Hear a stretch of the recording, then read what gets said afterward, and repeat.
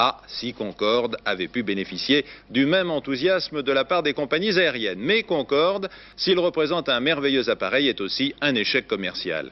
Dans les prochains jours, Concorde accueillera son 500 millième passager, 250 000 pour Air France et autant pour la British Airways, mais la facture kérosène s'alourdit pour les 4 Concorde d'Air France. Cette année, elle s'est élevée à 300 millions de francs, l'équivalent du prix de 2 litres de super pour chaque Français.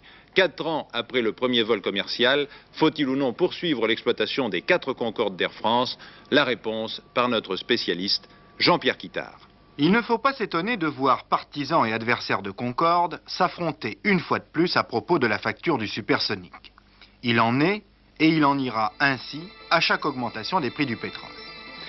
Pour les uns, arrêter Concorde ne servirait à rien dans la mesure où la flotte supersonique d'Air France, 4 appareils au total, ne brûle que 7% des 2 600 000 tonnes de carburant utilisées chaque année par la compagnie nationale. Une goutte d'eau comparée à la consommation nationale du pays.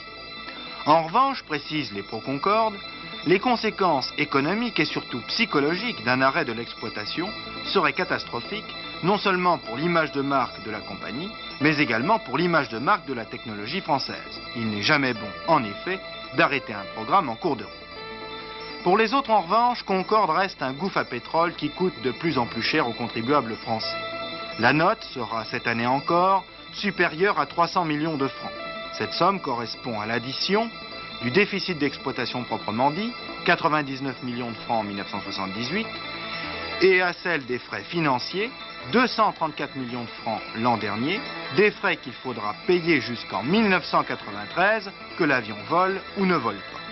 En outre, ajoutent les partisans de l'arrêt, si effectivement la consommation annuelle de carburant n'est pas à proprement parler scandaleuse, 180 000 tonnes, cela représente quand même la note de chauffage de 20 000 maisons individuelles, un argument aussi psychologique qu'économique.